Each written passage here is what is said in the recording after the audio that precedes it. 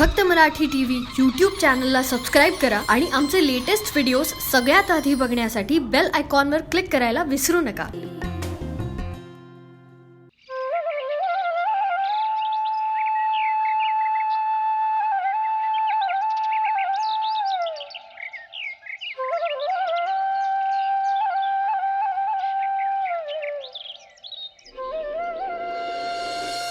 काय ग पाणी का असं डोळ्यात? काय नाही. अरे काही नाही कसं? अगं असं काळीच गलबलल्याशिवाय काय डोळे पाणवतात? खरंय. मोडकांची जुई बाळणपणासाठी आली ना घरी. विद्याच्या बरोबरीची आहे ती. बंद हरी वासू दे. सगळ्यांच्या आधी लग्न झालं विद्याचं. मैत्रिणी बाळणपणासाठी घरी आल्या, ही मात्र माहेरी. अहो विचारा ना सासरच्यांना, काय जावई बाबूंचं पत्र आलंय, कधी बोलत आहेत नांदवायला. शेजारी पाजारी चौकशी करतात, कुसपुसतात. विद्या आहे कुठे का? दिसली नाही सकाळपासून कुठे.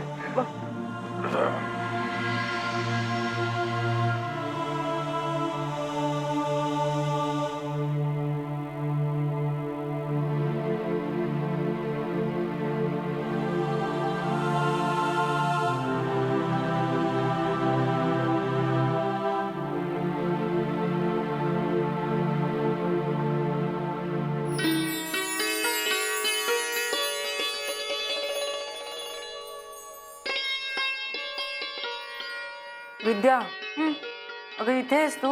किती शोधलं मी तुला. अगं मी ठरवलं होतं ना, श्रावणातल्या सोमवारी दिवे लावायचे आणि महादेवाला सांगायचं आयुष्यातला सगळा अंधार जळून जाऊ दे. करा प्रार्थना करा, ऐकणार महादेव. त्यांना भक्ताची दया येते ना. त्यांना सांगा नवऱ्याला बायकोची आठवण येऊ द्या. हा आई, अगं काळीच तुटतं ग माझं. तुझ्या नंतर झालं ना जुईचं लग्न, बाळणपणाला आली ती. सगळ्यांचं सगळं चांगलं चाललंय, आमचं नशीब टांगणीला लागलेलं. आई, बाबा म्हणतात ना, वेळेपूर्वी काही घडत नाही आणि नशिबात जे असतं त्यापेक्षा जास्त काही मिळत नाही. अगं पण म्हणून काय? आई, सध्या तरी मी एवढंच ठरवलंय की त्यांना खूप यश मिळू दे आणि ते सुखात राहू दे. सगळी देवाला काळजी.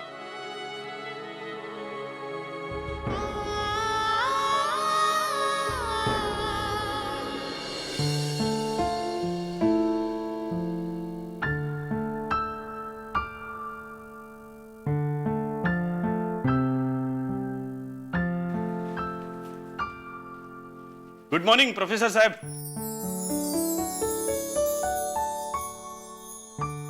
बसा ना. काय आज काही नाश्ता न घेताच जायचा विचार होता वाटतं. बसा. तुम्हाला सांगतो, त्या समोरच्या एरियाण्याकडे सकाळी 6 वाजता सुद्धा नाश्ता रेडी असतो. आमलेट पाव काय, बुर्जी पाव काय, खिमा पाव तसा काय. मी वेळेवर नाश्ता देते, पण आज जरा माझा डोळा लागला. नेहमीप्रमाणे.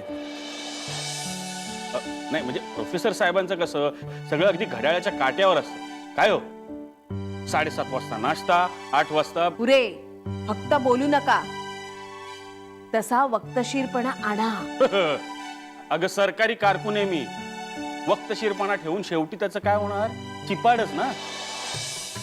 प्रोफेसर साहेब तुम्हाला सांगतो, माणसाला जेव्हा सरकारी नोकरी लागते ना, तेव्हा तो एखाद्या रसरशीत उसासारखा असतो.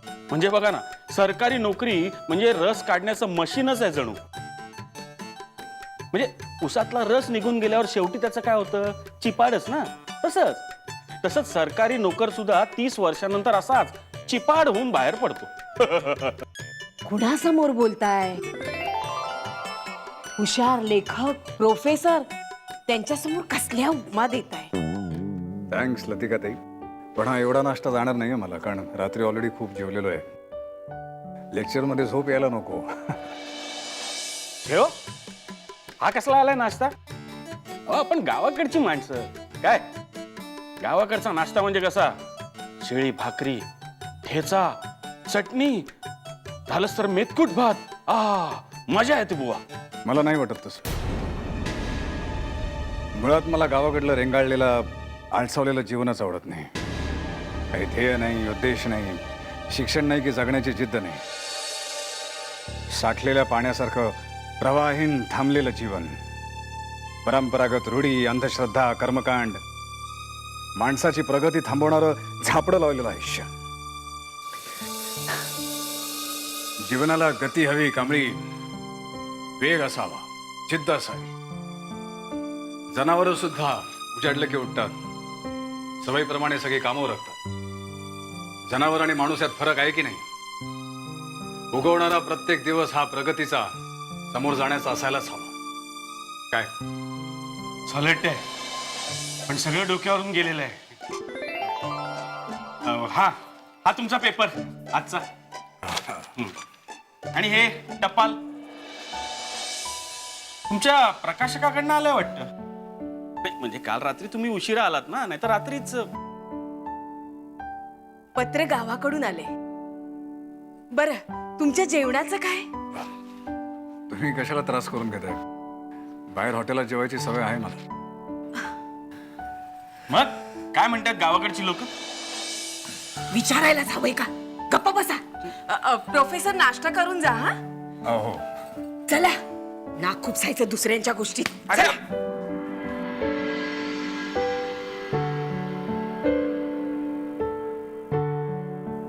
चिरंजीव माधव व्यास, अनेक आशीर्वाद.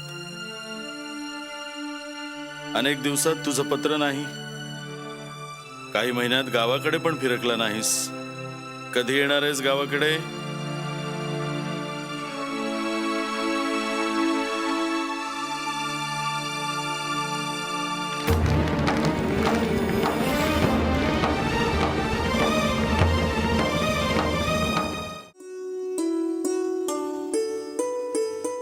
घ्या चहा. बस तू बस.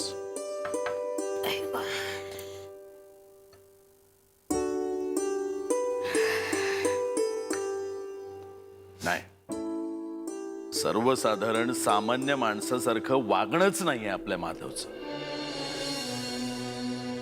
अरे जगात काही कोणी शिकत नाहीत का? हजारो लोक रोज नोकरी धंद्याच्या निमित्तानं मुंबईला जातात, पण नाही, आपल्या चिरंजीवांची गोष्टच वेगळी आहे. पण स्वभावाला काही औषध आहे का? हे असं म्हणून आपण स्वतःची फसगत करून घेतो असं नाही वाटत तुला? हे असले संस्कार दिलेत आपण माधवला, असले नाही.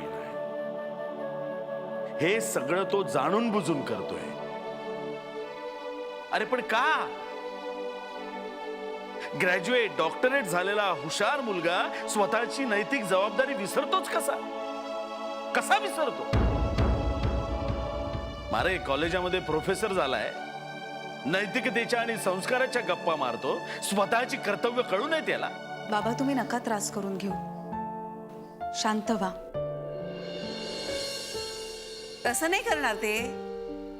फक्त माधवचा उद्धार करत राहणार. करणारच का नाही करणार?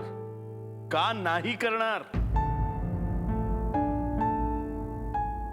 मुंबईला जाऊन शिंग फुटलीत का त्याला?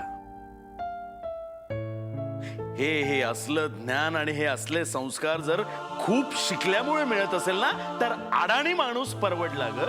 अडाणी. खूप शिकून काय साध्य केलं माधवने? प्रोफेसर की करतोय ना स्वतःसाठी. त्याला ना आपली चिंता आहे ना आपल्या विधवा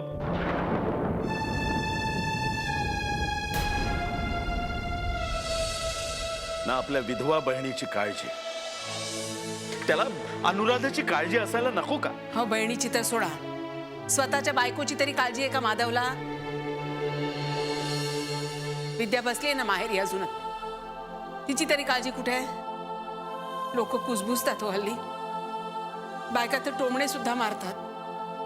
परवाच त्या रानड्याजी म्हणत होत्या, विचारत होत्या, का ग शालिनी, तुझ्या माधवानी मुंबईत दुसरं लग्न तर नाही ना केलं?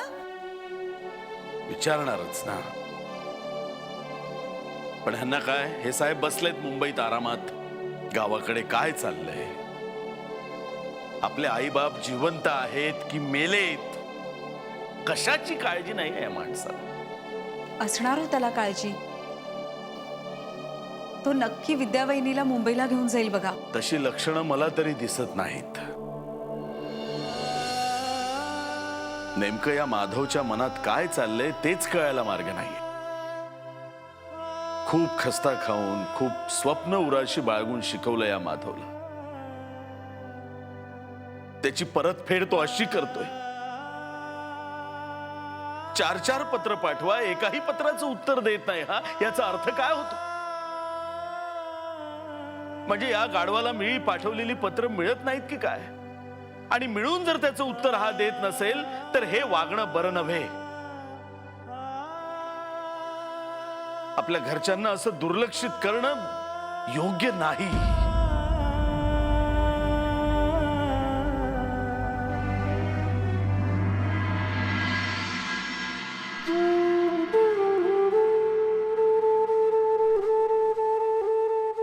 तुझ्या या बेजबाबदार वागण्याचा आम्हा सगळ्यांनाच खूप त्रास होतो आहे.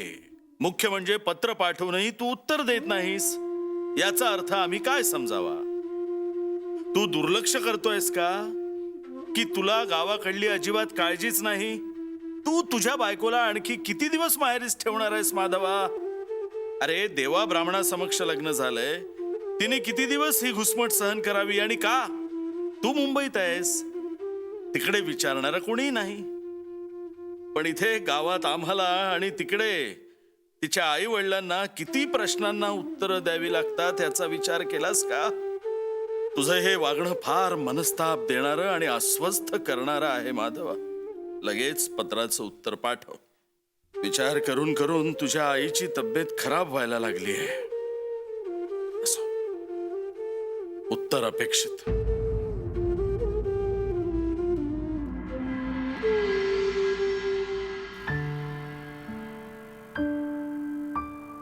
बसा. अगं आई,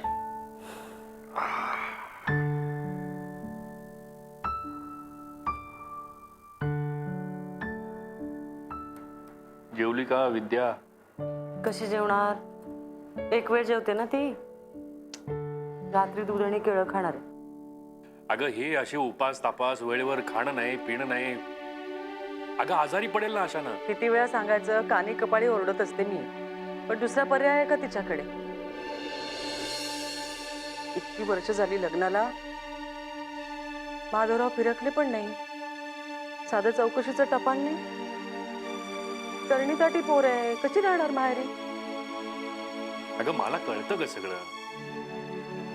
तिचे हे हाल भगवत नाही म्हणून बोल. आता आपल्या आपल्यात बोलून काही होणार आहे का? हा, काय कमी आहे माझ्या विद्यामध्ये? दिसायला नाकी डोळे नीटच आहे ना. प्रत्येक कामाची आवड आहे तिला.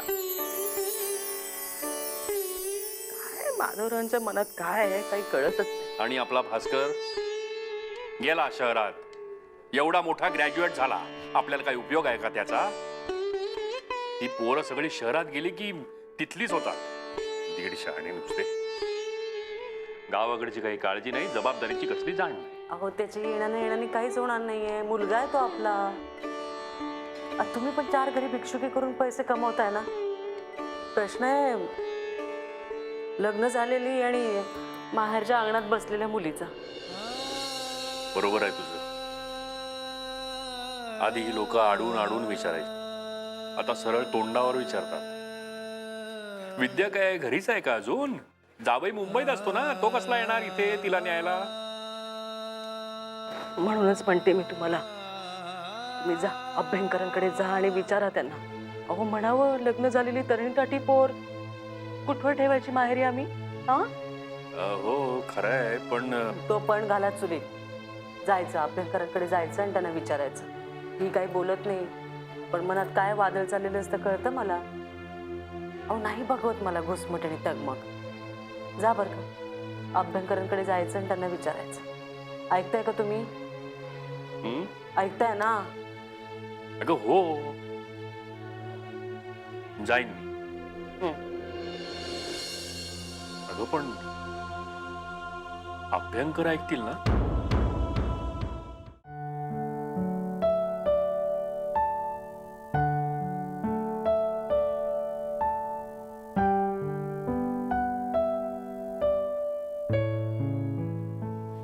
बाबा झोपायचं नाहीये का? परत सकाळी 5 वाजता तुमचा दिवस सुरू होणार. विश्रांती घ्या. होय ग, झोपायचं म्हटलं की डोळे मिटावे लागतात अनु. डोळे मिटून जरा आडवा पडलो की सुनबाईचा चेहरा येतो ग डोळ्यासमोर. खरंय, विद्यावेनी खरंच खूपच समंजस आणि सालस आहे म्हणून गप्प बसली. अगं पण ते तरी किती दिवस गप्प बसतील? मग आता मी काय करू? तासाभराच्या अंतरावर असताना मुंबई तर केव्हाच जाऊन आलो असतो मी. पण माधवची काहीच जबाबदारी नाहीये. अहो त्याला नाही वाटत आहे महत्व या गोष्टीचं, पण इथे गावात आपल्यालाच सगळ्यांसमोर जायचंय ना रोज. मग आता मी काय करू म्हणताय? मी एखादं पत्र पाठवून बघू का? कदाचित माझ्या पत्राला उत्तर देईल तो. पण मला कळत नाहीये माझ्या पत्रांची उत्तर का देत नाहीये हा. त्यांनी राहावं, मुंबईत राहावं, आणखी कुठे जावं, विलायतेला जावं, खूप प्रगती करावी, माझं काही एक बंड नाही.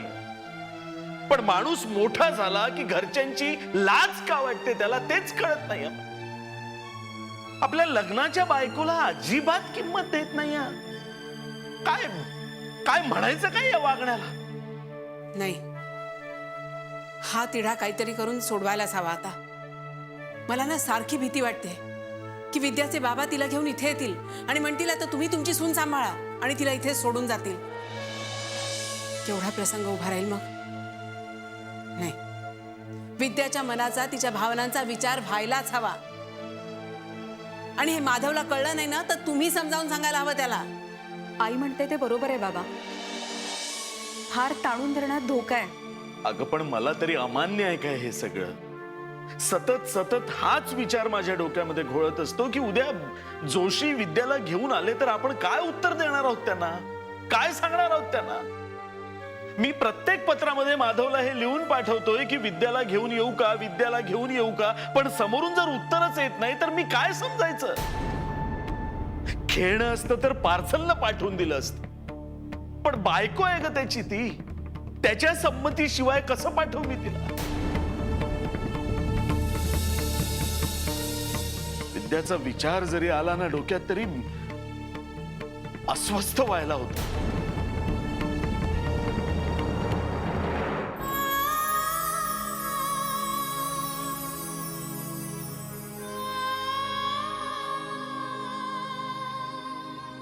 आज पुन्हा सूर्य डोंगराच्या मस्तकावरून उगवला आणि समुद्राच्या पोटात नाहीसा झाला.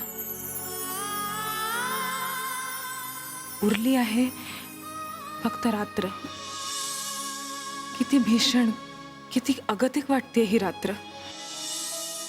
माझ्याच सारखी प्रत्येक चांदणीच्या डोळ्यातून, शतशत भुवळातून उद्याच्या सूर्याची, आशेच्या किरणांची वाट पाहणारी रात्र.